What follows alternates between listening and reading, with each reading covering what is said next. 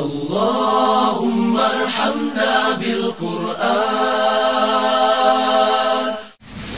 Bismillahirrahmanirrahim. Assalamualaikum warahmatullahi wabarakatuh. Alhamdulillah rabbil alamin, nahmaduhu wa nasta'inuhu wa nastaghfiruh wa na'udzu billahi min syururi anfusina wa min sayyiati a'malina, may yahdihillahu fala mudhillalah wa ma yudlilhu fala hadiyalah. Alhamdulillahilladzi arsala rasulahu bil huda wa dinil haqq liyudhhirahu 'ala dini kullih wa kafa billahi shahida.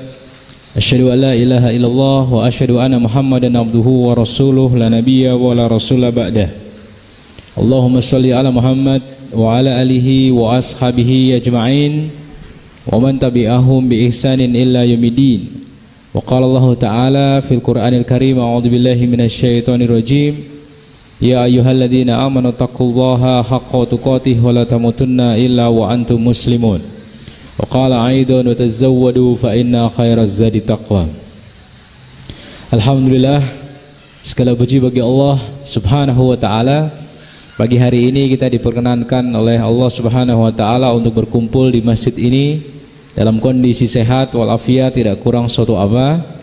Salawat dan salam kita sampaikan juga kepada Nabi kita Muhammad sallallahu alaihi wasallam, teladan kita, Nabi kita yang kita sayangi dan kita cintai, yang kita sangat berharap bisa dipertemukan oleh Allah Subhanahu wa taala dengan Nabi kita tercinta Muhammad sallallahu alaihi wasallam. Pagi hari ini kita mau ngebahas satu hal yang cukup menarik, yaitu tentang materi yang disampaikan kepada saya untuk kita sampaikan kepada teman-teman di sini. Tentu saja hadirin yang ada di sini, baik yang akhwat maupun yang ikhwan, setelah ikut daurah nasional pranikah, diharapkan yang sebelumnya takut menikah pulang dari sini membawa semangat 45 untuk menikahi dan dinikahi. Karena apa gunanya kalau seandainya kita bikin daurah tapi ternyata nanti pulang dari sini justru malah semakin takut, semakin menunda, semakin mengundur-undur, semakin memperlambat dirinya untuk masuk ke jenjang pernikahan. Padahal kita tahu sendiri bahwa Indonesia sekarang dicatat oleh dunia sebagai negara yang memiliki jumlah pemuda lebih banyak daripada negara-negara yang lain. Ketika negara-negara Eropa mengalami krisis anak muda, krisis remaja, justru negeri kita mengalami banyak jumlah remajanya. Dan Nabi Muhammad sangat suka ketika melihat umatnya ini jumlahnya banyak. Salah satu kunci agar kita punya banyak umat yaitu menyegerakan pernikahan, sehingga kemudian ketika Anda yang akhwat usianya masih mungkin sekitar 19-21 tahun, Anda tidak akan terlalu lambat untuk memiliki keturunan. Nah, dalam sesi saya pertama kita ingin kupas dulu kenapa kemudian kita ini sebagai seorang sosok laki-laki maupun perempuan susah sekali mencari jodoh. Sampai-sampai kemudian bikin grup band, kemudian cuma bilang bapak-bapak, ibu-ibu ya yang ada di sini gitu ya, saya butuh seorang istri gitu. Nah, kenapa kemudian kita sangat susah sekali mencari jodoh? Kalau yang akhwat mungkin mengharapkan seorang laki-laki ganteng, naik kuda putih, pakai sorban, pakai peci ya, udah pakai sorban, pakai peci ya kan, pakai jubah putih, kemudian datang menjemputmu, dinaikkan ke kudanya dan kemudian dibawa pergi entah kemana. Mungkin gambarnya seperti itu. Sementara ketika yang ikhwan, ketika ditanya jodoh kamu yang pengen seperti apa, mungkin gambarannya adalah sosok yang anggun ya. Anggun ini bukan kependekan dari anak gunung ya kan ya, kakinya besar-besar ya, perkasa seperti Sena, bukan ya. Seorang istri yang solihah, yang ketika disuruh apa-apa dia akan melakukan apa yang diinginkan oleh suaminya. Pertama, sebagian besar dari kita itu tidak tahu sosok seperti apa yang diinginkan. Mungkin dari ikhwan sekian banyak yang ada di sini itu saya tanya kriteria istri yang seperti apa yang Anda inginkan, mungkin akan sangat susah untuk menjawabnya. Karena sebagian besar dari Anda mungkin gambarannya hanya aspek wajahnya saja. Pokoknya yang cakep lah Ustadz. Kalau cakep insya Allah saya muncul sakinah, mawaddah, warahmah ya. Tapi kalau mengerikan wajahnya yang ada tidak ada sakinah Ustadz, yang ada cuma pengen taklim terus, nggak ada taklim juga pengen taklim ya, karena di rumah juga sudah bosan. Nah, tidak tahu sosok yang diinginkan. Dulu sempat saya cerita ketika ketemu sama guru, kepingin punya istri guru, karena guru itu penyabar, apalagi guru TK, ya kan? Anaknya akan sana kemari, ini anak orang, ya kan, cuma bisa sabar ya, gitu aja, ya. Muridnya kesana kemari sabar, tapi ternyata punya istri guru nggak enak, makan hati. Ya, anaknya sendiri nggak diajari, malah dia buka les privat ngajarin anak orang, ya. Akhirnya kemudian dia mikir, waduh, punya istri guru nggak enak nih. Akhirnya ketemu sama seorang perempuan penjual warung makan. Wah, kayaknya enak kalau punya istri penjual warung makan. Setiap hari gizi saya terjaga, ya. Mau makan apa tinggal pilih, ya. Abi mau makan apa, adanya apa Umi, ya. Ada telur dadar, telur ceplok, alah cuma segala macam telur aja. Telur rebus juga ada loh, gitu kan. Semua menu ada. Tapi ternyata apa? Punya istri seorang penjual makan tuh nggak enak. Karena apa? Suka makan hati kita, cemburu. Setiap saat dia digodain sama pelanggan-pelanggannya. Ada supir truk, ada supir bis, ya kan? Aduh, nggak enak juga nih. Akhirnya ketemu sama perawat. Perawat itu putih, ya. Bajunya maksudnya, ya. Seragamnya putih-putih. Kalau dapat istri perawat, insya Allah kita terawat, ya. Nggak mungkin seorang suami jadi manja kalau punya istri perawat. Manja dalam artian mandi jarang, ya, bukan, ya.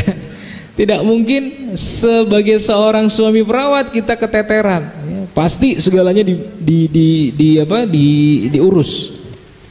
Tapi ternyata dapat istri perawat nggak enak, apalagi dapat shift malam, ya.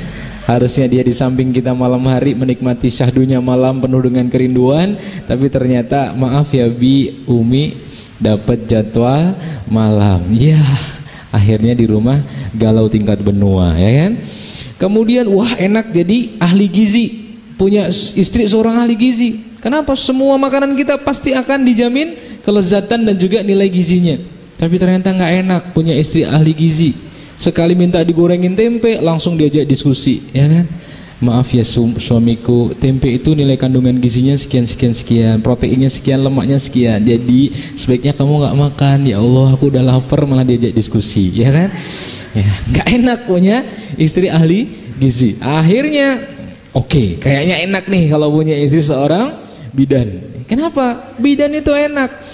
Sekali persalinan 500 sampai 1 juta. Kalau anaknya laki-laki bisa 1 juta. Kalau anaknya perempuan bisa 500. Katanya gitu kan. Beda kelamin aja beda tarif, ya kan. Ya. Tapi ternyata nggak enak. Malam-malam sedang tidur sama istri, jam 1 malam ada telepon. Bu, tolong Bu, istri saya mau melahirkan, gitu ya.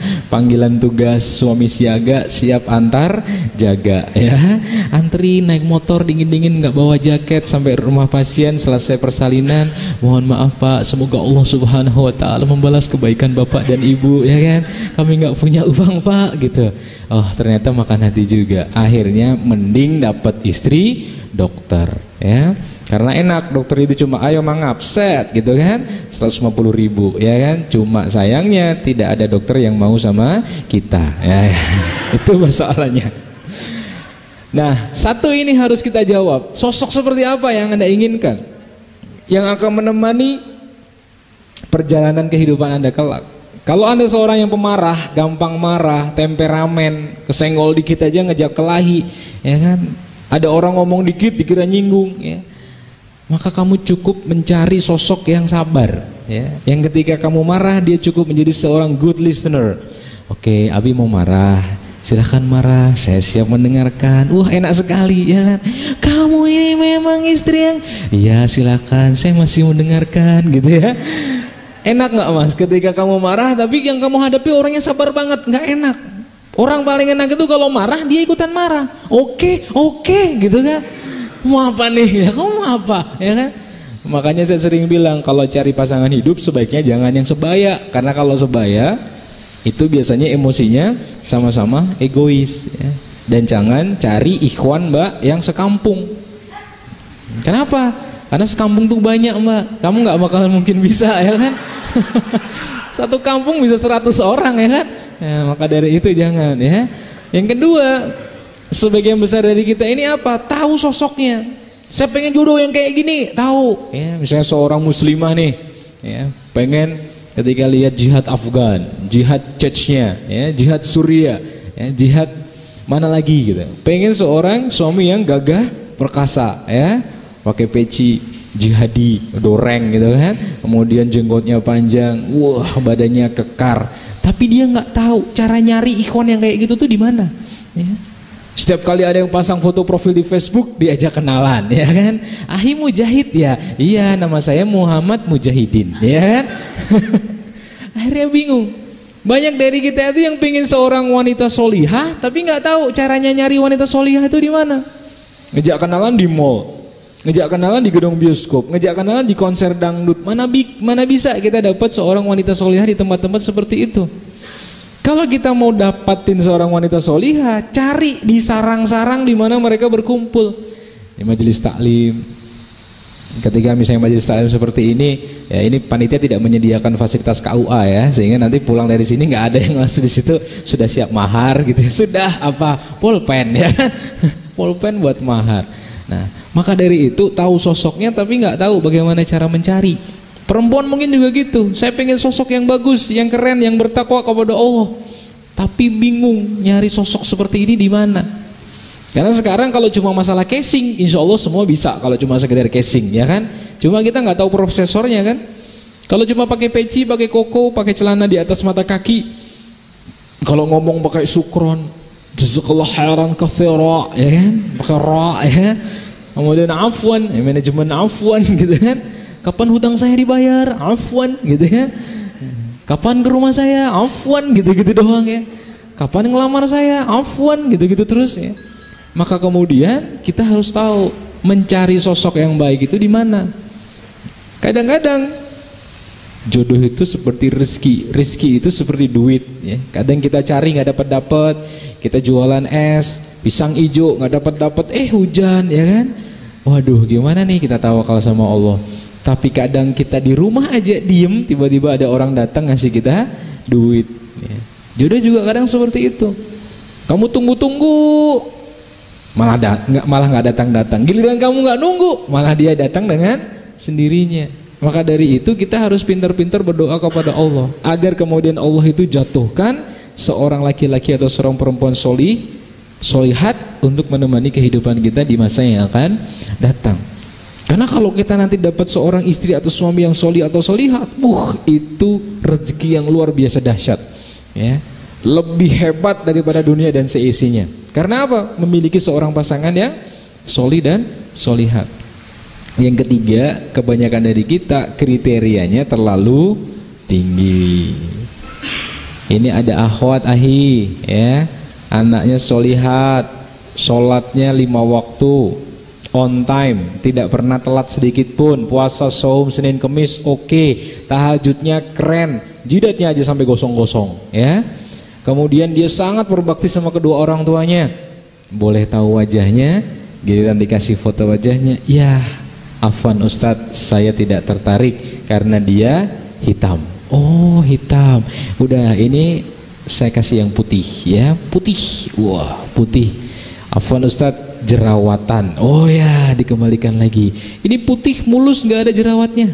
Afwan Ustadz, kenapa? Rambutnya keriting, oh keriting nggak mau, ya sudah ini putih mulus rambutnya lurus ya. Afwan Ustadz, pendek, oh pendek ya, ini ada lagi putih rambutnya lurus mulus tinggi tapi kakinya 4, gimana ya? Nah, sapi Ustadz ya.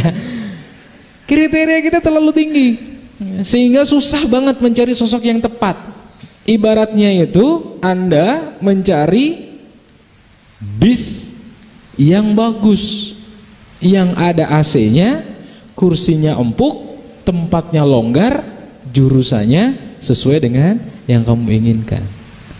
Kamu nunggu di halte, klik, seorang muslimah nunggu, set, datang bis. Mbak ikut nggak? Kamu lihat, oh bisnya ada AC-nya, longgar. Cuma apa kamu lihat? Wih, kursinya keras, enggak empuk. Wah, joknya enggak enak bang, enggak ikut bang. Ya udah lewat. Bis kedua lewat. Kamu lihat apa? Joknya. Wah, joknya mantep nih, empuk nih, ya kan? Kamu lihat, wah longgar juga nih, ya. Cuma sayangnya nggak ada AC-nya. Wah, perjalanan sini sono nggak ada AC-nya, ngapain ya? Ya udah, ikut nggak Neng? Nggak ikut Bang. Ya udah lewat. Kesempatan kedua lewat. Kesempatan ketiga datang bis, kursinya empuk, ada AC-nya, tapi umpet-umpetan. Penuh kayak gitu Bang, ditawarin ke gua. Nggak mau gitu. Ya udah Neng kalau gitu gue tinggal ya. Kamu lihat jam tangan nih. Udah telat nih ya. Gue harus segera nih ya. Kalau nggak dapet bis, gue nggak dapet sampai sono nih. Gimana caranya? Ya udah deh, pokoknya nanti kalau ada bis lewat, aku ikut deh ya. Akhirnya datang bis terakhir tuh. Nggak ada AC-nya ya kan. Penuh, sesak ya. Kursinya juga nggak empuk ya. Udah gitu salah jurusan lagi. Ya Allah ya kan. Ya. Itu nasib-nasib para orang-orang yang suka pilih-pilih karena kriteria terlalu tinggi. Datang seorang ikhwan yang bagus, hafal Quran 30 juz. Cuma kamu tolak gara-gara apa? Nggak ada chemistry Ustadz. Chemistry. Adanya apa Mbak? Biologi sama matematik ya kan? Nah, ya udah ditolak. Ya sudah Ukti, kalau kamu menolak saya gara-gara wajah saya tidak pernah menginginkan diberi wajah seperti ini oleh Allah. Kamu langsung gitu kan. Ya, datang yang kedua, dapat seorang lelaki tampan. Tampan keren ya, seperti kuda Jerman ya kan. Tinggi, besar, kekar, dada bidang, perut datar ya. Sekali lirik oke sajalah ya kan. Pokoknya wajahnya itu baby face banget gitu. Tapi ketika kamu sodorin Quran, Afan Ahi bisa baca Quran? Oh bisa. Mana Qurannya? Ini ya. Al-Quran. Ya gitu. Ketika malam pertama salaman, ijab kabul selesai, bawa ke kamar gitu. Saatnya kita sholat 2 rakaat ya. Iya. Maaf ya Ukti, saya belum bisa ngimami kamu karena saya baru Iqra 1. Iya kan? Waduh gimana? Ya. Akhirnya kamu dapat seorang yang biasa-biasa saja karena kita sering menolak orang-orang yang sebenarnya lebih bagus daripada yang kita miliki sekarang. Yang keempat, kita terlalu pasif menunggu sehingga prosesnya lama. Mohon maaf ya buat para akhwat misalnya, ngomong sama murobi, tolong Ustadz, Ustadzah carikan buat saya. Kita cuma nunggu doang di rumah, tidak pernah mau aktif mencoba untuk mencari. Boleh bagi seorang perempuan tuh mencari, tapi tentu saja dengan etika-etika yang diperkenankan. Misalnya ketika antum tadi lihat misalnya ya, di depan tadi ada ustadz yang membacakan doa misalnya ya kena nih yang baca doa nih ya. Kemudian kayaknya ini nih sosok yang dijanjikan Allah untuk saya, yang menjawab setiap doa-doa di sepertiga malam saya gitu ya. Antum tinggal ngubungi takmir ya, Pak Takmir tadi yang doa namanya siapa? Nah bolehlah seperti itu. Itu namanya etika. Tapi nggak boleh kita tembak langsung, kita cegat di jalan gitu ya. Ustadz mau nggak sama saya gitu ya. Itu kurang beretika ya. Saya pikir tidak ada wanita Indonesia yang sekejam itu ya. Pasti pakai etika. Nah kemudian kenapa sebagian besar dari kita masih saja membujang, masih saja ngejomblo? Ada yang bilang jomblo itu nasib, kalau single itu pilihan. Ya sama saja sebenarnya, mau jomblo mau single, yang penting kamu belum punya istri, belum punya suami. Pertama, karena orang itu masih pengen bebas. Bayangan di kepala dia kalau punya istri itu ribet. Saya nggak bisa traveling ke sana kemari, bawa istri itu ribet, diajak traveling, naik bis mabok ya, naik kereta apalagi, naik pesawat takut ketinggian ya. Ya udah kamu gimana di rumah aja ya, nggak usah ikut traveling. Ikut ya kan, ribet. Diajak naik gunung baru pos 1 udah capek ya. Sementara kalau kita masih sendirian bebas, mau naik apa aja juga oke. Naik bis oke, naik kereta oke, naik pesawat oke. Cuma memang adanya istri itu untuk melengkapi kita. Ketika kita capek pulang dari safar atau segala macam, dia di rumah cuma senyum aja, ya capek kita tetap ada sih, cuma memang agak berkurang dikit gitu kan. Yang kedua, sebagian besar dari kita apa? Sering ingin mengejar karir. Kemarin kapan itu saya ketemu sama Ustadz Cinta ya, Ustadz Restu Sugiarto, yang pernah masuk di acara TV Indosiar Take Him Out sama Take Her Out gitu ya. Kemudian dapat protes banyak teman-teman itu. Kenapa sih Ustadz masuk acara gituan gitu? Dia bilang dia itu punya jamaah akhwat sekitar 750 orang ya. Jamaah saya itu baca buku Anda, buku saya yang berjudul Ya Allah Aku Tak Ingin Sendiri. Kemudian mereka itu para wanita yang sukses ya. Ada yang jadi direktur, ada yang CEO, ada pegang pabrik, ada pegang perusahaan, rumah mentereng bagus, mobil sudah banyak. Cuma satu yang mereka nggak punya, suami ya. Karena apa? Usia mereka udah 35, 40. Mereka susah sekali mencari suami yang usia 35, 40 masih single. Karena biasanya Mbak, namanya cowok kalau usia udah 20 ke atas itu sudah kepingin ngegas saja ya, gitu ya, sudah pengen nikah aja. Sudah siap nikah Mas? Siap ya. Dikasih makan apa Mas? Ya pokoknya makan Pak ya, kalau nasi ya nasi, kalau lontong ya lontong ya kan, apapun yang dia sukalah gitu. Nekat ya. Tapi nanti kalau sudah 35, 40 jarang ada cowok yang masih single di usia-usia itu. Makanya kalau sudah karir dapat, biasanya mencari cowok yang mau jadi suami itu susah. Pertama karena faktor psikologi.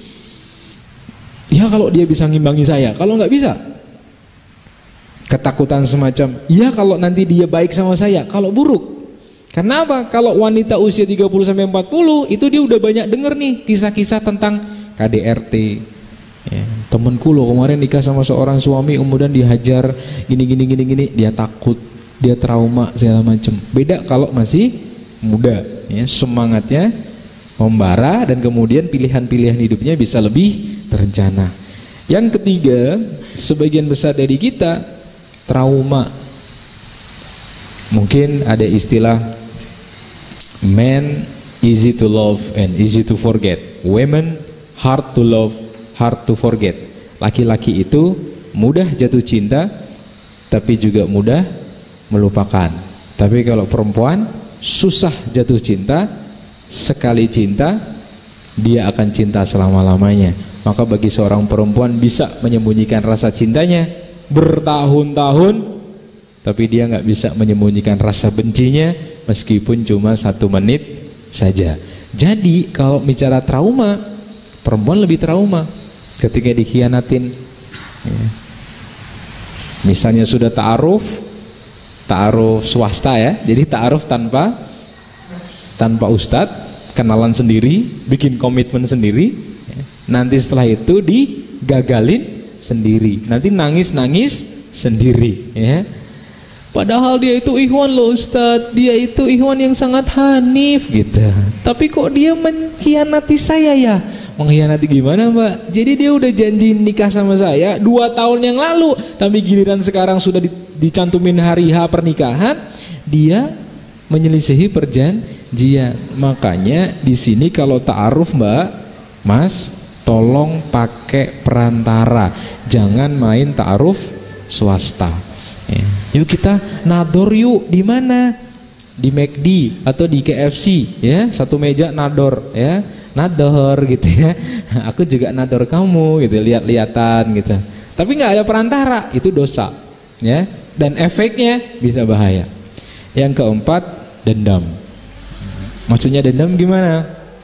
Misalnya pernah bikin komitmen 2 insan, yang satu setelah putus langsung nikah, kamunya nggak nikah-nikah, maka kamu dendam. Awas ya gitu. Akan aku buktikan bahwa aku akan bisa mencari laki-laki yang lebih baik daripada kamu. Akhirnya kita hangus oleh dendam kita sendiri. Yang kelima, merasa belum mampu. Nah, indikator mampu ini seperti apa Mbak? Kalau para ulama, selama yang cowok dan yang cewek itu mampu untuk melakukan jima atau berhubungan suami istri, itu para ulama mengatakan sudah dibilang mampu. Jadi kalau sudah balik, sudah dianggap mampu.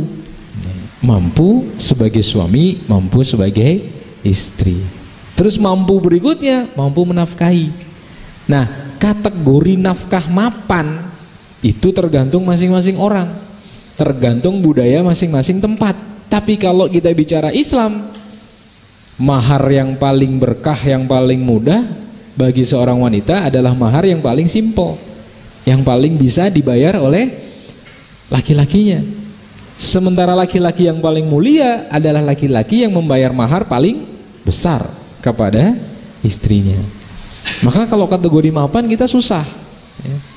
Kamu nunggu sampai kapan? Gaji 500.000 itu bisa indikasi mapan. Kalau seandainya kita dapat istri yang qanaah, nggak pernah tuh beli kosmetik ya. 500.000 buat beli kosmetik sudah langsung habis ya Mbak ya. Tapi mungkin ada beberapa orang yang suaminya cuma 500.000 tapi mereka qanaah. Kemarin saya ketemu seorang bapak-bapak jualan es pisang hijau ya. Kalau dia hujan, dia bagi-bagi itu es, dia cegat orang-orang di jalan ya. Pak mau es? Mau gratis ya? Iya. Habis kan esnya? Pulang-pulang ditanya istrinya, Abi esnya habis? Habis. Alhamdulillah. Uangnya nanti Umi sama Abi ambil di surga ya. Iya Bi, terima kasih gitu ya. Berpelukan meskipun lapar ya kan ya. Ada modelnya seperti itu. Tapi ada yang dapat 1 juta tetap nggak mapan, 2 juta tetap nggak mapan, 5 juta tetap nggak mapan. Kenapa? Karena kebutuhan kita mengikuti pendapatan kita. Dulu 500 cuma naik sepeda ontel, makan cuma 1 piring juga udah cukup, minum air putih juga sudah kenyang. Tapi karena sekarang gajinya 5 juta, naiknya sudah motor moge ya kan? Motor gede. Jangan dilihat cuma bagusnya motornya, konsumsinya juga banyak. Kalau naik sepeda ontel pakai mantel kelelawar juga nggak ada masalah ya kan? Nggak ada gengsi-gengsinya. Sekarang pakai moge ya. Hujan, mending hujan-hujan daripada pakai mantel kelelawar. Ih gengsi dong moge pakai kelelawar ya kan? Tek gitu. Kalau kita gaji 500 makan di warung pinggir nggak ada masalah. Orang 500.000 makan di mana lagi? Tapi kalau sudah naik mobil, meskipun duit kamu cekak, tapi kamu tetap milih tempat-tempat mentereng buat makan. Nah itu masalahnya. Maka kemudian merasa belum mampu itu jawabannya pada diri antum masing-masing. Kalau seandainya antum cuma menyiapkan dari sisi finansial doang, tapi tidak dari sisi psikis, itu yang repot. Ya, makanya nanti nggak tahu ya di antara pemateri ini ada nggak yang menjelaskan tentang sisi psikologis perempuan. Ya, nanti kalau udah siap jadi suami mas, siap-siaplah menerima sebuah tangisan dari istri ya. Karena Anda bisa bayangin, istri itu rela meninggalkan keluarga besarnya, bapak ibu yang membesarkan dia dari kecil sampai gede, hanya untuk bersama kita. Tinggalin rumahnya, misalnya saya bawa ke Solo, sampai Solo ya kan, jauh sekali. Hari-hari pertama nggak apa-apa, hari kedua, ketiga, keempat berlinang air mata teringat wajah bapak dan ibunya. Kenapa nangis? Kangen gitu ya. Nah, kalau kamu sebagai suami jangan marah. Apa sih? Kangen aja nangis kayak anak kecil aja. Enggak. Itu adalah bahasa perempuan. Perempuan itu selain menggunakan mulutnya juga menggunakan air matanya untuk ngobrol sama kita. Dia marah. Ada tipikal cewek itu kalau marah itu tidak dengan ngumpat-ngumpat, karena bagi dia ngumpat-ngumpat depan suami itu tabu. Tapi cukup dengan melihat ke dinding membelakangi kita dengan punggung, marah ya kan ya. Terus kita nulis di SMS, marah ya, dia jawab marah tahu gitu kan ya. Ya udah kalau marah tolong nanti aku dibangunin jam 3:30 ya, soalnya ada meeting di kantor pagi-pagi gitu. Ya, dia jawab gitu. Pagi harinya 3:30 dia bangun, nulis SMS ke HP kita. Abi sudah 3:30, tolong bangun ya. Ya, katanya suruh bangunin gitu kan. Ya, HP di samping kita silent ya kan. Ya, jam 7 kita bangun ya karena kesiangan. Gimana sih Umi? Kan udah aku pesen 3:30 dibangunin. Ya, kan sudah aku bangunin lewat SMS. Ya kan? 3:30 bangun, tak ada pendung 10 ya kan. Ya, oleh karena itu bagi perempuan, respon terhadap kemarahan dia meskipun cuma sekedar diem itu dia butuhkan daripada tanpa respon sama sekali, not responding gitu kan. Yang mending langsung diribut ya kan, di restart kalau not responding. Jadi meskipun dia marah, nangis, kamu diem aja sambil ya sabar ya, ya sabar ya gitu. Nah ini satu bekal ya ketika jadi suami. Karena perempuan itu nggak kayak kita. Dan juga sekaligus buat para calon istri. Huruf terhebat bagi laki-laki dalam bahasa Inggris itu adalah I. Ya. Karena bagi laki-laki yang paling penting adalah I, saya. Yang paling penting bagi dunia ini saya, bukan kamu. Ya. Itu artinya apa? Bagi laki-laki egois itu biasa. Ya. Makan di warung, ya, pesan 2 ya, ya. Kamu belum makan, kamu belum ada, dia sudah ada, dia sudah habis, kamu baru mulai, ya kan? Karena yang paling penting bagi laki-laki adalah I. Yang penting saya senang, masalah kamu gak senang itu nanti bisa kita bicarakan, ya kan? Nah itu, maka dari itu ini harus dipahami dulu, ya, biar tidak terjadi konflik. Ya. Laki-laki biasa seperti itu mbak, egois kamu, emang cowok emang egois, ya kan? Nah itu yang, terus yang kedua bagi laki-laki mainan, barang mainan itu akan berlaku selamanya sampai dia tua, sampai mati. Ya, makanya kamu bisa lihat kan, laki-laki di usia berapapun pasti dia punya mainan. Sering nggak lihat bapak-bapak mainan, wing gitu ya, pesawat, gitu ya, atau mungkin mobil remote control, gitu ya, atau mainan apa lagi? Karena bagi dia menghabiskan duit untuk mainan dan hobi itu memang gaya laki-laki. Perempuan jarang, perempuan lebih suka ngerumpi dengan teman-temannya gitu. Nah enaknya menikah itu apa? Satu, kamu akan dapat teman curhat. Maka kalau kamu punya pasangan kok tidak punya waktu buat kamu, tolong gugat itu kepada dia. Misalnya punya suami ustadz, ya, jadwalnya banyak sekali, ya, dari Senin sampai Senin ngisi terus, ya. Sampai-sampai teman saya itu yang kayak gitu, istrinya bilang, suamiku tolong dong sekali-kali ngisi taklim Umi, gitu kan. Kok ngisi taklim keluar terus? Ya udah, Umi bikin jadwal ya, nanti Abi datang, ya kan? Sampai seperti itu. Ya. Ini kan berarti masalah. Ya. Sebaiknya ada me time, ada waktu khusus untuk keluarga, meskipun cuma sehari 2 jam. Makanya shut down the TV, ya, matikan TV. TV di kamar tidur itu merusak romantisme antar suami istri. Maka jangan sampai ada TV di kamar tidur. Abi mau cerita ya, tadi itu Umi ya ke sekolahnya anak itu ya. Sebentar Bi, sebentar, ini bagus banget ini Fatona sama LHI ini bagus sekali. Kamu sebentar ya. Apa gitu? Matiin, klik gitu ya. Tatap mata saya, ya kan? Aku pengen ngomong nih gitu. Makanya di TV kan mari ngeteh, mari bicara ya. Karena apa? Karena di situ ada kebersamaan. Istri itu cuma dipandang matanya, kemudian didengarkan, dipegang tangannya, itu sudah worth, ya, sudah sangat berharga. Ya. Karena Nabi sendiri itu tidak pernah diajak ngomong membelakangi orang yang ngajak ngomong dia. Mesti tubuhnya dihadapkan. Ya. Misalnya dipanggil Muhammad, itu mesti tubuhnya dihadapkan ke dia langsung. Apa? Sebagai bentuk penghormatan. Ya, nanti juga gitu komunikasi suami istri, teman curhat, nggak apa-apa mas, meskipun dia cerita yang menurut kita nggak penting. Ya, ini BBM naik nih, ini apa harga-harga pada naik semua. Bagi kita penting nggak? Nggak penting kan? Yang penting kamu tanggal 1 tak kasih duit kan? Masalah itu nanti kamu belanjain apa? Terserah. Itu bahasa suami. Tapi bahasa istri, tolong dong, dengarlah rohku, gitu kan? Nah, jadi tolong dengarkan saya. Kadang-kadang cuma nggak bisa didengarkan aja, itu kemudian terjadi konflik yang sangat tinggi. Makanya ada istilah me time. Yang kedua ada istilah apa? Obrolan sebelum tidur. Obrolan sebelum tidur itu kunci datangnya romantisme di antara suami istri.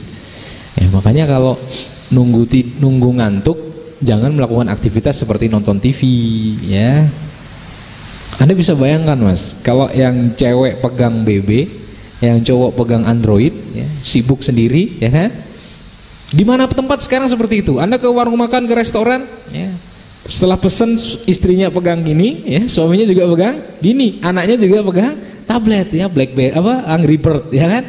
Ya, anaknya diajari angry, gimana kemudian dia menjadi orang yang santun? Nggak bisa, orang mainannya aja Angry Bird, ya, marah-marah melulu, ya kan? Maka dari itu, udah deh. Kalau saya sebagai penulis ada istilah puasa gadget. Ya. Kalau pengen jadi penulis puasa gadget, gadget semua mati. Facebook mati, Twitter mati, WeChat mati, Kokotok mati, ya, apalagi disebutin, ya. SMS mati, telepon mati, semua perangkat-perangkat komputer, perangkat elektronik mati. Kecuali laptop buat kita nulis. Insya Allah 2 jam gitu aja kita produktif. Sebulan bisa keluar 1 buku. Tapi kalau kita nggak pernah puasa, gadget, baru nulis 1 paragraf gitu ya. Ting, ya apa ini ya kan? 2 paragraf gitu, teng dong dari sana lagi gitu. Yes. Kita nggak pernah bisa. Maka dari itu sama lah ya. Kalau di rumah nanti ya, yang mau menikah dalam waktu dekat, tolong ini menjadi bahan betul. Obrolan di antara suami istri itu sangat berguna sekali ya. Meskipun lauknya tempe, tapi kalau ngobrolnya itu kualitas, itu rasanya bisa seperti sate ya. Tapi kalau meskipun pesen sate, tapi kalau ngobrolnya nggak berkualitas, itu cuma seperti tempe. Teman saya kemarin ngobrol, suami istri berdua sedang berkelahi di restoran, pesen sup iga sapi ya. Istrinya makan sambil bentak-bentak suaminya gitu ya. Nah, iga sapinya itu berhenti di kerongkongan ya. Iga sapi yang cuma 25.000 ya, akhirnya harus masuk rumah sakit, operasi 5 juta ya untuk ngeluarin iga sapinya tadi ya. Maka udah deh kita perhatikan masalah ini. Ada teman curhat ya, dan itu sangat-sangat kita butuhkan ya.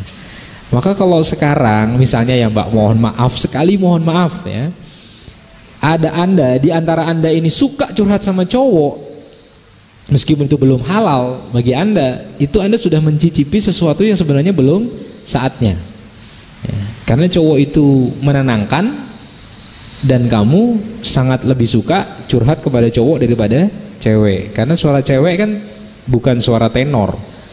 Jadi kalau kamu misalnya maaf ya mau curhat boleh nggak, terus dia bilang boleh, itu suara boleh itu gede Mbak, dan itu bisa bikin tenang gitu.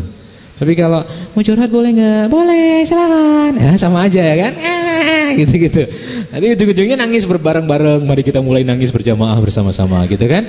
Nah, tapi kalau cowok, oh tenang, nggak apa-apa kok, iya, oke, Allahu Akbar, ya kan? Nah, itu tenang dia, set gitu, enak.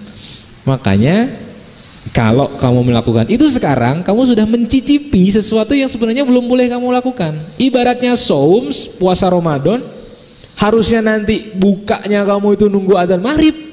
Kamu asar, duhur sudah main-main di dapur, baunya enak banget gitu ya. Asar, enak sekali gitu. Nanti giliran pas adzan beneran, tadi sudah bau, biasa aja gitu. Maka dari itu kita sekarang posisinya puasa semua nih ya. Yang kedua, ada yang melindungi dan membantu ya. Ada yang melindungi kamu. Kalau selama ini mungkin kamu jalan sendiri, digoda orang, Bu Haji mau kemana? Cakep banget, Jamilah Jidan, gitu-gitu kan. Gak ada yang peduli ya. Karena apa? Gak ada yang protek. Tapi giliran kamu nanti sudah punya suami, Abi, aku tadi digodain loh sama tukang becaknya itu. Apa? Tunjukkan orangnya ya. Setelah ada, gede banget Mi, yuk kita lari bersama-sama yuk gitu. Wah. Maka dari itu cowok harus bisa bela diri, karena harus ada yang kita lindungi ya. Karena suatu ketika itu saya di kereta api sama istri saya hamil, kereta api bisnis itu, ada orang smoke cus ya, cus gitu, dia hamil, wah terganggu kan, nggak ngomong sama saya, langsung dihampiri sendiri, Pak matiin nggak Pak ya kan, wah orang hamil nantang orang cowok gitu kan ya, alhamdulillah nggak sampai berkelahi kan. Maksud kita apa? Bahwa memang harus ada seorang perempuan yang mendapat perlindungan dari kita. Ibaratnya dia bunga di tepi jalan, kita harus nyediain potnya. Ambil, taruh pot yang baik, lindungi dia, sirami setiap pagi ya. Makanya kalau kamu baca di tulisannya yang beredar di internet sekarang, kenapa sih kalau suami jalan sama istri, tangan istri harus digandeng? Karena suami ingin meyakinkan kepada istrinya bahwa kamu akan aman bersamaku ketika berjalan di luar bersamaku. Kenapa sih setiap istri akan tidur duluan daripada suaminya, dan suaminya tidak akan tidur duluan sebelum istrinya?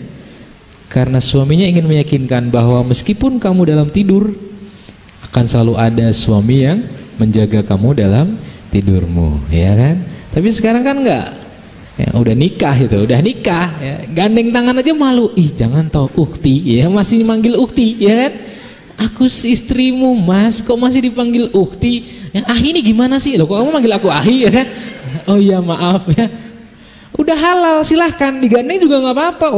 Orang nggak melakukan sesuatu yang aneh kok, digandeng aja tangannya. Ya. Latihan, naik motor ya, pegang perutnya, set, nggak apa, mas. Ini perut apa triplek? Ya, triplek ya kan. Ya. Tapi nanti kamu urus 6 bulan, wah perut dia bisa lebih besar dari sebelumnya. Ya. Mau makan mas, belum lapar, nggak apa-apa ya disuapin ya, iya. Makan disuapin itu membuat indikator kenyang kita itu terganggu, ya kan? Ya, makan lagi ya lep, ya lagi ya lep gitu. Wah, ngene gitu terus gitu kan. Nah, teman saya itu usianya hampir 56. Ya. Nikah sudah hampir 30 tahun. Tapi kalau posisi suaminya di rumah, bukan safar ya, di rumah, dia nggak mau makan kecuali disuapin istrinya. 30 tahun seperti itu. Jadi kalau makan ya disuapin, wis gede, wis tua, wis de cucu gitu. Ha gitu. Kenapa? Bagi mereka ini salah satu cara untuk menghargai romantisme itu. Sekarang bisa nggak seorang istri marah nyuapin suaminya? Gak bisa. Ya. Jadi itu cara untuk ketika marah pun harus nyuapin. Ya, oh marah swambel tok gitu kan, lep gitu kan, gitu.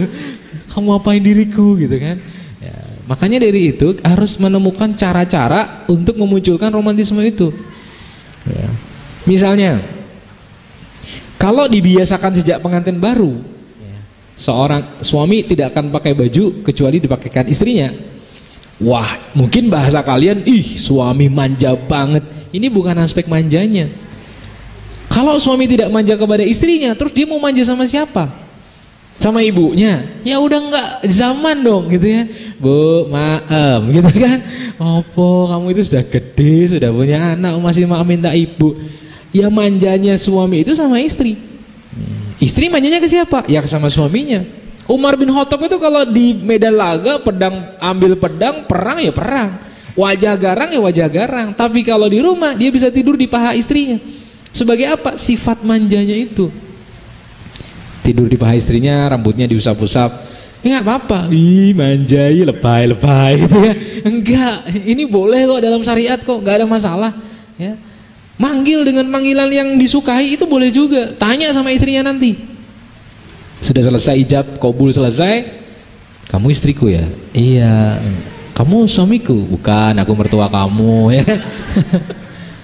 Kamu pengen aku panggil apa? Gitu. Apa ya? Terserah. Ahi aja. Jangan panggil ahi dong. Kita kan sudah halal sekarang. Terus apa dong? Ya terserah. Tapi kita harus sepakati panggilan yang kita sukai. Ya kalau Rasulullah manggil Humairo, ya pipi kemerah-perahan, ya kan? Ya kamu apa? Pipi kamu kehitam-hitaman, ya kan? Nah, yang ketiga kita akan lebih nyaman. Mungkin bahasa kamu, bahasa Anda ya, mohon maaf kalau saya bilang kamu. Saya nanti kalau nikah gaji saya 1 juta, dimakan berdua, terus apa cukup? Terus kalau saya bikin usaha segala macam kita mikir. Ketika sebelum nikah, otak yang mikir itu cuma 1 tok, otak kita. Tapi ketika kita sudah menikah, yang mikir berapa? 2 otak yang saling mencintai, saling mengasihani. Ya, dan itu lebih dahsyat. Ya. Namanya dual core, semua sama 1 core, itu bagusan dual core. Ya. Pokoknya ada 2 kekuatan nih. Jadi ketika misalnya bisnis sepi, kita ngobrol sama istri. Wah bisnis sepi nih, gimana nih? Ada usul apa? Dia punya usul, oh gini ada pamanku ini butuh pekerjaan, butuh orang untuk bekerja di tempat dia gini. Kebuka 1 jalur rezeki. Dan rezeki perempuan yang kita nikahi itu akan mengalir lewat diri kita tanpa kita duga dengan catatan apa? Kita sama-sama taat kepada Allah. Kalau taat dan bertakwa, Allah akan kasih rezeki dari arah yang tidak kita sangka-sangka. Meskipun tetap ada berdarah-darahnya, ya. Misalnya nikah pertama cari kontrakan susah, ya, harus hutang dulu, nggak apa-apa. Ini bisa buat cerita nanti ketika kita punya anak cucu, ya kan? Dulu bapakmu, ya kan, nikah sama ibumu, ya kan, ngontrak, ya, cuma 3 kali 3, ya. Disitulah cinta kami bertumbuh kembang sehingga menjadi kalian ini, gitu kan? Kayak Ustadz Fauzil Adim itu, ketika nikah pertama-tama istrinya itu masih asdos ya, asisten dosen ya. Puasa Senin Kemis ya. Kalau sahur buka pakai air keran ya, air keran gitu. Padahal ketika meminang istrinya tuh gagah sekali. Wahai ayahanda, kalau selama ini Ananda makan dari tangan ayahanda, kalau selama ini Ananda bayar SPP dari tangan ayahanda, kalau selama ini Ananda ngekos dengan biaya ayahanda, maka nanti ketika dia jadi istri saya, dia akan makan dari tangan saya, dia akan pakai baju dari duit saya, dan dia akan ngekos dengan dana saya. Gimana? Boleh nggak dia saya nikahi sekarang? Gitu kan? Silakan. Jawabannya keren. Tapi meskipun setelah jadi istrinya, ya hidupnya pas-pasan ya, nggak ada masalah. Perjuangan di awal ya, tapi nanti pasti Allah kasih buka jalan kalau kita ini serius ya. Cuma Mas, saya yakinkan kepada Anda, tanggung jawab nyari nafkah itu di kita, bukan di mereka. Mereka boleh bantu, tapi kalau mereka nggak mau bantu, ya kita jangan senewan ya. Bi gimana sih Bi, kok sebulan cuma 1 juta, gimana Bi, kamu kalau mau kamu juga kerja dong. Nah itu nggak boleh ngomong kayak gitu ya. Karena apa? Mereka itu memang haknya cuma di rumah aja, nerima setoran dari kita ya kan, ATM ya kan. Datang titu ambil kartunya ya kan ya, suami ATM enggak. Maksudnya karena apa? Mereka lah nanti yang bakalan jadi madrasatul ula bagi anak-anak kita. Proses kita yang salah itu apa? Kita cari istri yang cantik, kemudian kita suruh mereka kerja. Ketika punya anak kita kasihkan pembantu. Nanti golden age mereka 10 tahun, kita sudah menyesal. Anak saya diajar sama pembantu, bukan sama istri saya sendiri. Makanya kalau mau cari istri itu jangan cuma fisiknya doang yang bagus, tapi akalnya juga bagus. Bagaimana nanti dia bisa ngajarin anaknya ya. Sekarang susah, istri cantik-cantik anaknya nangis, woi kamu nangis, anak siapa sih kamu? Anak ibu gitu kan. Oh lupa gitu kan ya. Makanya dalam Islam itu namanya apa? Mendidik anak itu jangan mukul anak ketika dalam posisi emosi ya. Kalau emosi itu yang mukul setan, bukan kita gitu ya. Tapi kalau kita marah, mukul boleh, tapi nggak usah pakai emosi. Kamu nakal ya, maka kamu mama cubit ya, cubit gitu ya. Tapi wajah kita datar gitu ya, nakal bukan nakal gitu ya. Nanti dia aku dibenci ibuku gitu. Nah yang keempat, kebersamaan menjadi barang yang mahal ya, mahal sekali kebersamaan itu. Makanya ada satu riwayat yang sering kita lihat, obrolan-obrolan yang bikin senyum simpul ya kan, antara seorang Ali bin Abi Thalib dengan istrinya Fatimah Zahra ya. Suamiku dulu sebelum aku menikahimu, sebelum aku nikah denganmu, aku sudah pernah jatuh cinta sama laki-laki di kota ini. Siapa? Laki-laki itu tidak lain adalah kamu gitu kan. Terus senyum kamu, nah gitu kan. Akhirnya kemudian muncul kehangatan kan. Nah, kemudian Umi kenapa Umi anaknya astronot ya? Enggak, bapakku bukan astronot. Terus kenapa banyak bintang di wajah Umi? Iya gitu ya. Kemudian Abi gitu ya. Umi apa? Bapak Umi penjual sate ya? Enggak, kok Umi nusuk-nusuk hatiku gitu. Nah itu pinter-pinternya kita Mas sebagai suami. Nah kalau suaminya pendiam ya, kalau minta hubungan suami istri cuma nyenggol-nyenggol doang, tong gitu. Ini maksudnya apa gitu? Sakit ya tubuhnya, gitu doang ya. Itu sama sekali nggak romantis. Romantis itu bisa diajari. Rasulullah pernah mandi dalam satu bejana dengan istrinya, itu romantis. Ya kita udah halal aja, ya udah halal ini. Ya. Kemudian suaminya mandi, istrinya nyusul, jangan, tutup, cek, jangan, gitu kan. Ya, padahal nggak apa-apa, silahkan aja kalau mau ikut ya kan. Nah ini model-model seperti ini yang kemudian kadang-kadang berlebihan ya. Saya ini harus sangar, terutama kepada istri saya, gitu. Bikinin kopi, ya kan, teh, kalau enggak push up, ya kan. Wah ganas ini kan. Ya, kalau di rumah di hadapan istri harus menenangkan, ya, santai. Mungkin sindirannya jangan terlalu nyelekit ya. Dia goreng tempe aja gosong misalnya, ya kita marah-marah, kamu ini sama ibu kamu diajari apa? Goreng tempe aja nggak bisa ya kan. Aku bisanya menggoreng hatimu Bi. Wah, hatiku mau goreng gitu kan. Waduh, bahaya ya kan. Nah, kebersamaan yang mahal. Terus kiat mencari jodoh apa? Ini mungkin yang paling penting ya, yang paling mendebarkan di antara kita. Satu, minta kepada Allah ya. Yang ngasih kita jodoh itu Allah, yang bikin kita suka sama seseorang itu Allah. Mungkin hari ini kita benci sama dia, tapi kalau Allah berkenan, kita bisa mendadak suka sama dia ya. Mungkin hari ini kita lihat motornya aja kita bencinya setengah mati. Ngapa sih dia datang ke sini? Tapi nanti kalau Allah kasih setetes rasa cinta di hati kita, kita bisa berubah 180 derajat sama dia. Maka minta kepada Allah. Ada kalanya kita nyesal telah menolak ya. Ustadz, dulu saya dihitbah sama dia, terus saya pendek, apa sih sama dia? Tapi ternyata malah sekarang saya berharap dia menghitbah saya kembali. Nah, itu namanya penyesalan-penyesalan yang tidak perlu terjadi.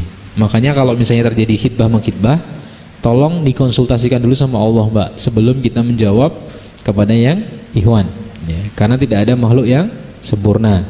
Mungkin dia datang kepada kita dengan ketulusan, maka terimalah dengan ketulusan juga.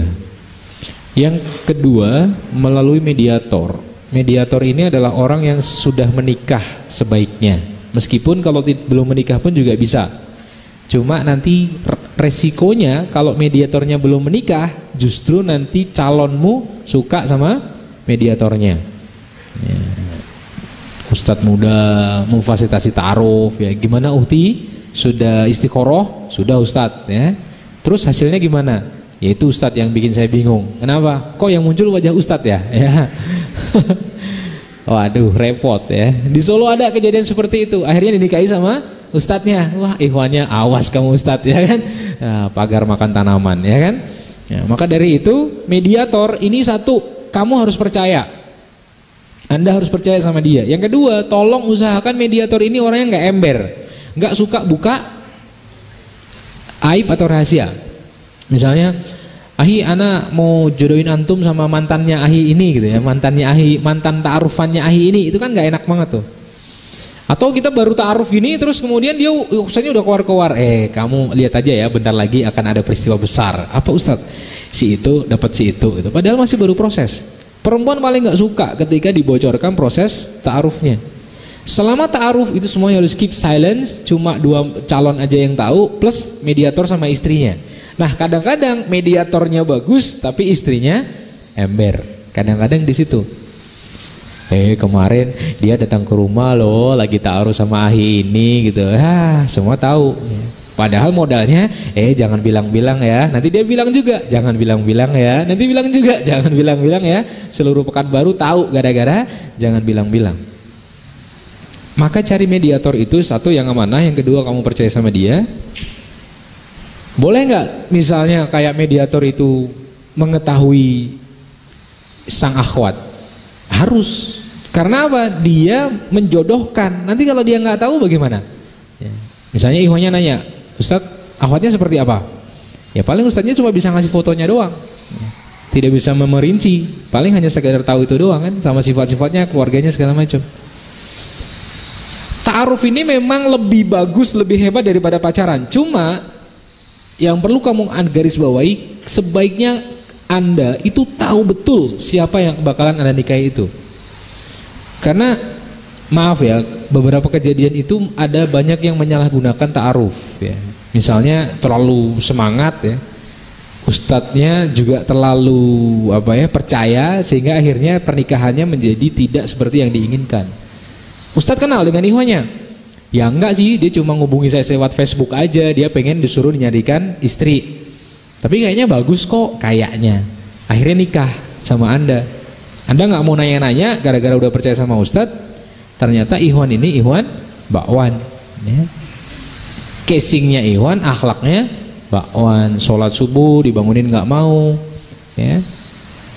Apalagi kemudian akhlaknya sama istri buruk. Ya. Sampai terdengar di telinga saya, Ustadz, saya punya suami kalau di luar alim banget ya, laskar, tapi kalau di dalam rumah dia kasar sama saya bangunin sholat subuh, saya ditendang pinggang saya ya, sampai beberapa bulan ini dia nggak sholat subuh tepat waktu. Nah, untuk menanggulangi seperti itu, Anda sebagai muslimah itu berhak tanya sampai details ya. Detail nggak apa-apa. Karena apa? Untuk selamanya kok. Saya ke Bandung kemarin ngisi di beberapa tempat juga seperti itu. Ada seorang ummahat ngeluh, ya Ustadz, saya nyesel menikahkan anak saya dengan ikhwan itu. Kenapa? Boro-boro dia Ustadz, ya ngaji aja nggak mau. Soalnya dia aneh. Baru khitbah aja sudah minta aneh-aneh. Jadi baru khitbah di SMS ke akhwatnya, "Ukti, tolong ya sediain seafood di rumah." Ya, kemudian makanan Cina, makanan Chinese food juga ya yang komplit. Soalnya saya mau khitbah kamu. Orang tuanya heran, ini ikhwan mana datang khitbah kok pesen-pesen makanan, ya kan? Ya, akhirnya ketika nikah benar, ya, terjadi sesuatu yang tidak diinginkan, kasar sama istrinya. Makanya cari mediator itu penting. Ya. Kalau biro jodoh gimana? Biro jodoh itu dilihat dulu kualitas dan keamanannya seperti apa. Jangan model koran itu ya, Gresco ya. Wanita 31 tahun menghadapkan laki-laki lulusan S1, penghasilan 1,5 juta. Bila ada yang berbeda hubungi 081 sekian ya kan. Itu kayak jualan pelangsing perut aja nih gitu kan. Makanya hati-hati betul. Sebenarnya Mbak, kewajiban mencarikan jodoh bagi kalian itu di tangan ayah-ayah kalian, bapak-bapak kita. Cuma sayangnya kan kita jarang percaya ya. Misalnya dipanggil, "Dek, sini Dek, ayah punya calon buat kamu." Apa sih? Sekarang kan bukan sama Siti Nurbaya gitu kan. Padahal belum tentu jelek juga. Ini loh anaknya ya, lulusan Timur Tengah, cakep ya, santun, orangnya bagus, penghasilannya juga gede, gimana? Wah, kalau yang kayak gini aku juga nggak nolak gitu kan. Ya, cuma kadang-kadang kita sudah ilfil dulu kalau dari orang tua. Padahal kalau disuruh nyari sendiri juga belum tentu bisa. Orang sekarang nyari cowok yang baik itu susah. Lewat Facebook. Facebook itu cuma foto profil, statusnya bisa menyontek dari buku-buku motivasi ya kan. Kemudian kesannya dia santun, baik gitu ya. Seorang calon bidadari adalah mereka yang bisa memahami hatiku, hati orang tuaku, dan hati anak-anakku kelak. Wih, cocuit gitu kan. Ya, padahal dia buka halaman 9 ya, kitab motivasi seumur hidup misalnya ya. Gila ketemu orang yang beneran, wah jauh dari yang kita inginkan. Makanya sebaiknya mediatornya yang dapat dipercaya. Yang kedua, yang ketiga bisa secara langsung.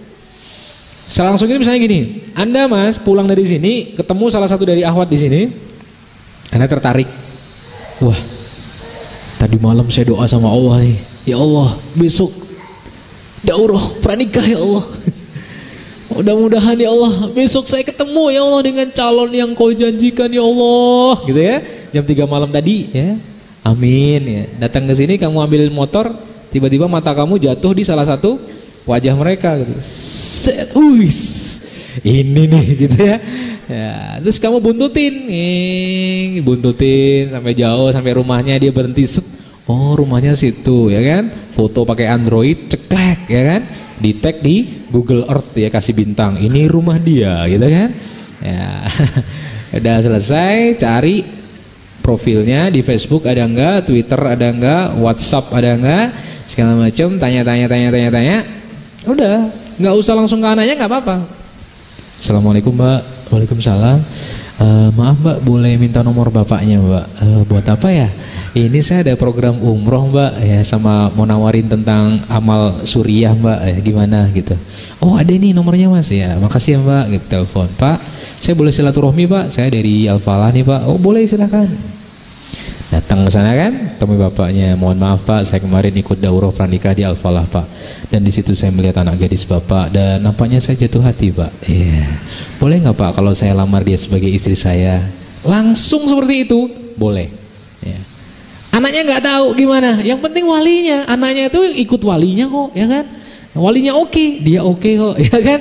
Ya, tapi lebih baik kalau bisa ngomong sama anaknya dulu. Tapi ini memang nggak pernah ada sepanjang kita kenal itu, nggak pernah ada laki-laki yang se-gentleman itu. Kalau dulu sih saya masih agak kenal dulu sama anaknya tabrakan kakinya patah, baru saya datangi bapaknya, saya minta baik-baik ya. Kemudian bapaknya agak bingung juga, ini sekali ketemu kok langsung minta anak saya, kamu siapa ya kan? Ya saya dikenalkan sama anaknya bapak, dan anak bapak sudah kenal sama saya, dan saya pengen dia jadi istri saya gitu. Langsung bapaknya langsung masuk ke dalam, tanya sama anaknya, gimana? ada cowok pengen minta kamu jadi istrinya. Istri saya cuma menunduk sambil ngangguk-ngangguk gitu ya. Ngangguk habis itu geleng-geleng ya. Angguk-angguk doang gitu, angguk-angguk gitu. Oh ya sudah. Ya sudah Mas pulang dulu aja, nanti kapan-kapan kita main ke rumahnya Mas gantian gitu. Itu lebih enak. Artinya apa? Kita tutup mata deh. Set, bismillah, ya Allah saya niat menikahi dia. Meskipun dia punya kelemahan, tolong tutupi ya Allah. Meskipun dia punya kelebihan, tolong tunjukkan kepada saya. Ya, itu lebih enak, tutup set. Karena apa? Kita siap menerima sebuah sosok yang penuh kekurangan. Tapi kalau pacaran itu beda.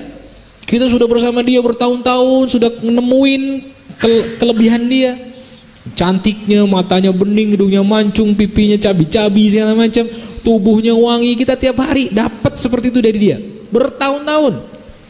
Dan ketika kita menikah, kita pengen yang lebih daripada itu, lebih sempurnanya dia. Tapi ternyata apa? Ketika kita menikah, yang muncul adalah kekurangan-kekurangan dia. Oh, ternyata kamu selama ini pakai minyak wangi ibumu. Iya. Ya. Ternyata selama ini mulus itu karena polesan. Iya. Ternyata kalau tidur ngorok. Iya. Ya. Dan itu tidak pernah terungkap dalam pacaran kita. Iya. Ya.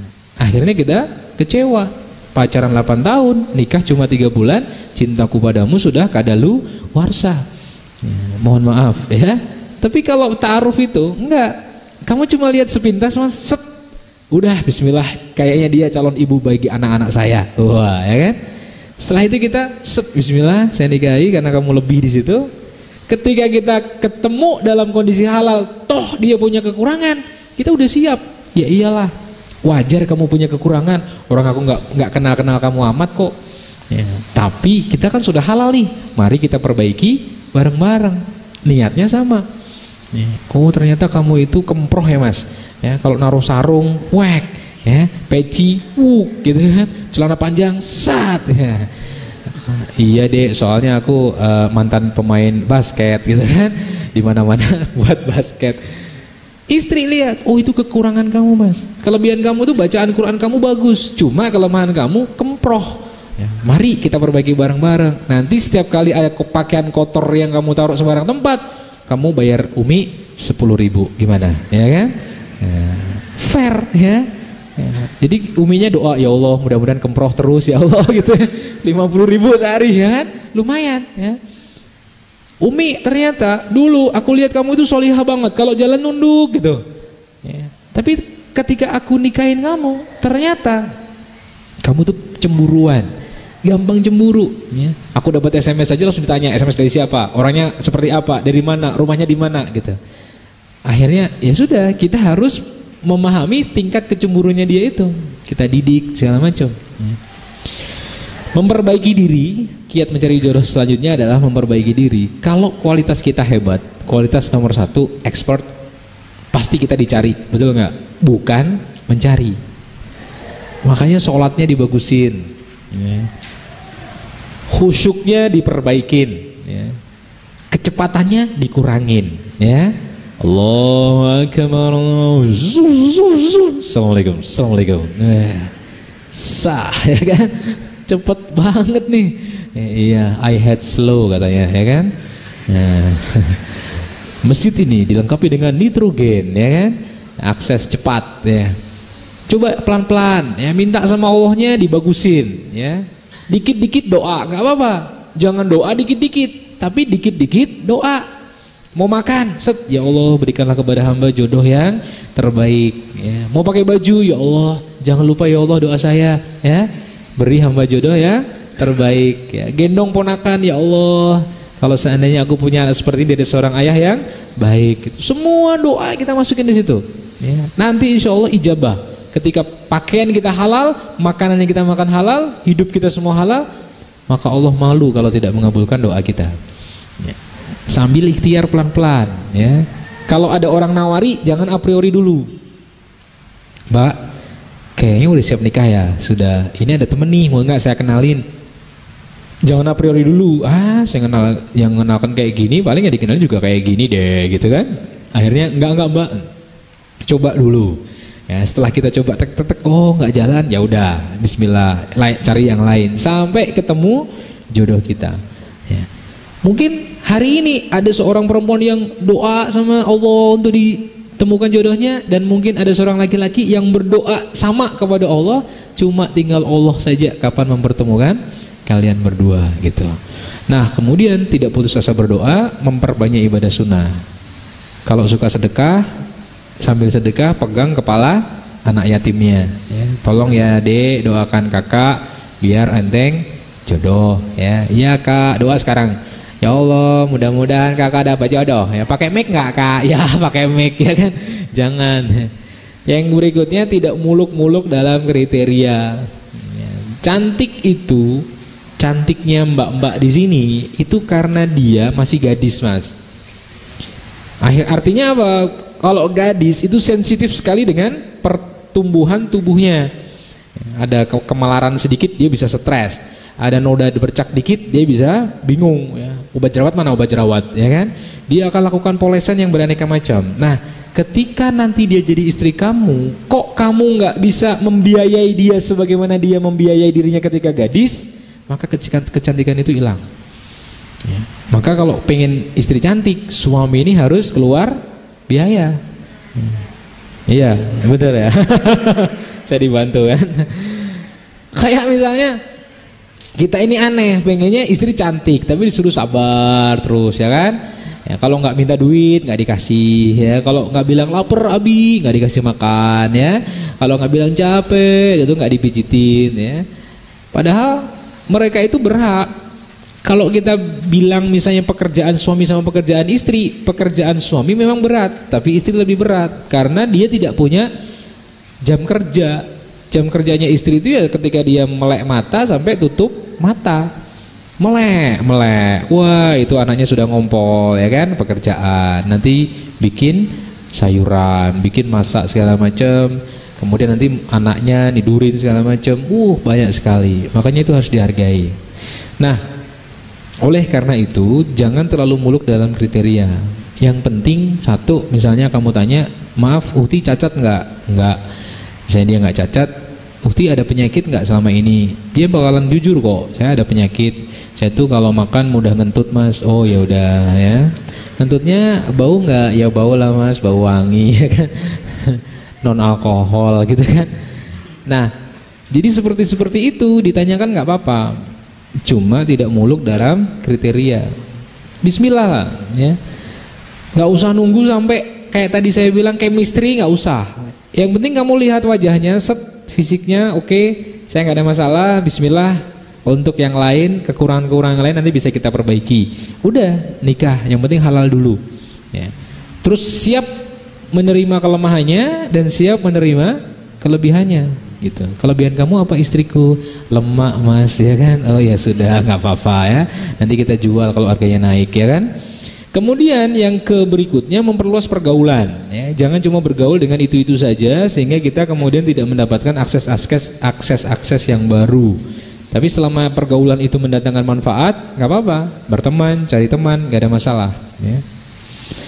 Nah, apa saja tanda kalau dia itu jodoh kita? Satu, di antara kalian itu banyak sisi yang sama. Banyak ya, tapi tidak sama plek. Kalau sama plek berarti kita menikahi laki-laki dong ya, sama ya kan. Banyak sisi yang sama. Misalnya sama-sama suka olahraga, sama-sama suka anak kecil. Yang cowok kalau lihat anak kecil tuh suka banget pengen gendong gitu. Yang cewek juga. Kan jarang kamu ketemu cowok yang suka sama anak kecil tuh jarang. Ada nggak guru TK cowok? Jarang kan? Gitu. Guru TK cowok, anak TK-nya sini merah-merah semua, ya kan? Pak, gitu. Pelajaran silat men, ya kan? Ya. Tapi kalau kamu misalnya kamu suka sama anak kecil, dia suka anak kecil, paling tidak itu suatu bekal, ya. Karena nanti kalau suami nggak bisa gendong anak, itu lucu. Ya, gendong anak apa bawa senapan Mas gitu. Wah, ya kan gini-gini. Tapi kalau dia, makanya kemarin di acara parenting itu, seorang ayah yang baik itu adalah seorang ayah yang ketika di rumah anaknya tidak mau lepas dari ayahnya, yang selalu digelayuti sama anak-anaknya. Itu ayah yang baik. Tapi kalau seorang ayah yang pulang, anak-anaknya langsung menjauh, non muhrim gitu-gitu. Nah, itu berarti ayahnya tidak baik, ya kan? Galak banget tuh ayahnya. Nah, ada banyak sisi yang sama. Selera makan. Dulu, ini sekedar berbagi aja ya. Dulu saya tuh nggak doyan sayur. Blas nggak doyan. Kalau ada sayur makan saya pinggir-pinggirin di piring gitu. Ketika makan sama istri, kenapa nggak doyan sayur? Nggak enak aja gitu. Terus akhirnya sama dia itu dikasih sayur terus ya. Harus makan ya, harus makan. Sekarang sama sayur justru nyari sayur. Yang awalnya nggak doyan sayur. Istri tuh nggak suka pedes. Kalau pedes mesti nggak suka. Tapi karena saya suka pedes, akhirnya lama-lama dia suka pedes. Nah mungkin juga nanti banyak kesamaan di selera makan itu juga bisa menjadi satu poin bahwa dia jodoh kita. Ya. Terus setara atau sekufu, maksudnya apa? Sekufu ini misal bisa jadi tingkat pemahaman Islamnya. Yang satu misalnya ulama banget, yang istrinya biasa banget, itu nanti bakalan masalah di keluarga. Tapi kalau yang istri ulama banget ya, dia tahu macam-macam hukum fikih, suaminya nggak begitu tahu, itu nanti juga bakalan ada masalah. Jadi kalau bisa yang sama pemahaman agamanya, sama juga secara status sosialnya kalau memungkinkan ya, misalnya satu anak orang kaya gitu ya, yang satu mungkin juga diusahakan yang sekufu biar tidak terjadi konflik-konflik internal rumah tangga. Meskipun sebenarnya boleh-boleh aja kalau kamu memaksakan mau nikah dengan mereka yang tidak sekufu. Pendidikan juga penting. Kalau S1 sebaiknya dapat S1 atau D3. Kalau yang satu S1 satu SD nanti susah ya. Kita bahas tentang illegal logging, itu suamimu nggak tahu illegal apa? Illegal loving, illegal logging ya. Kalau illegal loving itu cinta terlarang ya. Wah, dia nggak paham globalisasi, dia nggak paham berita-berita di TV ya. Nanti ngobrolnya itu nggak bisa nyambung ya. Kemudian atau sebaliknya, istrinya SD, suaminya S3. Wah, itu nggak cocok ya. Aku mau datang ke workshop dulu ya, 3 hari apa mas, workshop itu sabun ya. Ya Allah, shop itu sabun ya. Kalau workshop itu wah susah banget neranginnya ya kan, gitu ya. Jadi yang berikutnya tanggung jawab. Kalau laki-lakinya itu tanggung jawab sama kamu, insya Allah ya. Karena begini mbak, yang dicari wanita itu sebagian besar adalah laki-laki yang bertanggung jawab, yang bisa menyediakan bahunya untuk kalian ketika kalian butuh ya. Meskipun ada kata-kata, meskipun kadang-kadang kita tidak punya bahu untuk menangis, tapi kita selalu punya dahi untuk bersujud kepada Allah ya kan. Cinta itu seperti karet gelang yang kita rentangkan dua tangan kita. Kalau salah satunya lepas, maka salah satunya pasti sakit kejebret karetnya ya kan. Nah, maka dari itu cari yang bertanggung jawab. Saatnya melabuhkan hati. Satu, pilih yang muslim. Pernikahan dengan yang bukan muslim tidak sah secara syariat. Hari ini loh ya, karena ahli kitab hari ini beda sama ahli kitab zaman Rasulullah. Maka meskipun cantiknya seperti siapa mas, kalau dia nggak muslim jangan dipilih. Oh saya pengen mendakwahinya Ustadz, nanti kamu kalah, tetap kalah ya. Nanti kalau dia udah hamil anak kamu, lahir satu, kemudian dia murtad lagi, kita nggak bisa ngapa-ngapa. Perempuan juga gitu, meskipun dia gantengnya seperti apa mbak, kalau bukan muslim jangan kamu pilih ya. Pilih aja yang muslim yang bisa menyelamatkan surga kita. Yang kedua, pilih akhlak yang baik. Cara ngelihat akhlaknya baik apa? Lihat akhlak dia sama ibunya. Kalau akhlak dia sama ibunya baik, insya Allah dia baik ya. Bahkan ada beberapa orang itu yang sampai sekarang sama ibunya baik banget ya, kakinya ibunya dibasuh gitu. Tapi nggak sampai meminum air cucian tadi gitu, nggak sampai ya kan ya, itu berlebihan ya. Pilihlah yang subur. Buktinya gimana mas subur? Apakah saya harus melakukan tes dulu tes sperma sama tes sel telur? Ya tidak usah, itu terlalu berlebihan. Nanti dia merasa dihinakan ya. Baik Uti, kita ta'aruf, saya akan tes sperma saya, dan saya harap kamu tes sel telur kamu ya kan. Itu berlebihan. Meskipun sekarang teknologi bisa seperti itu, cuma nanti kan gak enak banget. Uti kamu saya tolak karena sel telur kamu gak bagus gitu kan, gak enak banget. Atau Ahi kamu saya tolak karena sel sperma kamu gak bisa membuahi. Meskipun secara syar'i boleh ya, silahkan. Cuma itu tidak etis ya. Cara yang paling subur itu misalnya lihat apakah perempuan yang akan kita nikah itu saudaranya banyak atau sedikit. Itu sebagai salah satu cara untuk melihat dia subur atau enggak. Pilihlah yang penuh cinta. Penuh cinta itu orangnya hangat ya, romantis. Kalau cowok sering merayu sebelum halal, maka pastikan bahwa nanti ketika menikah rayuannya sudah habis sebelum waktunya. cadangan rayuan kamu tidak cukup untuk melakukan rayuan ini, gitu kan? Nah. Tapi kalau selama ini orangnya cool gitu, santai, kalem gitu, nanti insya Allah ketika menikah justru rayuan dia itu maut ya. Kamu goreng tempe gitu santai, oh nggak apa-apa istriku, segala dari Allah itu pasti baik meskipun gosong ya kan. Jadi akan abi cicipi ya tempenya ya, boleh abi gitu. Masya Allah, pahitnya sampai tetes terakhir ya kan. Ya. Terus mengutamakan yang gadis, apakah nggak boleh menikahi janda? Boleh, cuma kata Nabi gadis itu bisa diajak bercanda. Apa janda nggak bisa? Janda susah karena dia akan teringat suaminya yang dulu. Ya, suamiku dulu kalau bercanda nggak kayak gini deh, waduh gitu ya. Kita langsung gelodak ya wis lah, nggak bisa lagi. Tapi kalau gadis kan dia nggak punya memori. Maksudnya memori yang sebelumnya kan nggak sampai ke suami. Paling sekarang mencari gadis yang hatinya perawan itu susah. Kalau tubuhnya perawan banyak ya, kalau hatinya perawan susah. Ya, kalau kayak Said Kutub ya, Said Kutub, saya mau nanya sama Anti, ya Anti tubuh perawan, hati perawan, oh maaf, kalau tubuh saya jamin nggak ada yang sentuh saya selama ini. Tapi kalau hati, saya sudah pernah suka sama laki-laki sebelum Anda. Wah kalau gitu maaf ya, saya nggak jadi menikah sama kamu gitu. Coba nanti taaruf tanya ya, saya yang keberapa? 200. Wah 200, hati kamu luas banget ya gitu. Nah artinya apa? Bahwa kalau gadis biker itu insya Allah dia lebih bisa mengimbangi kita.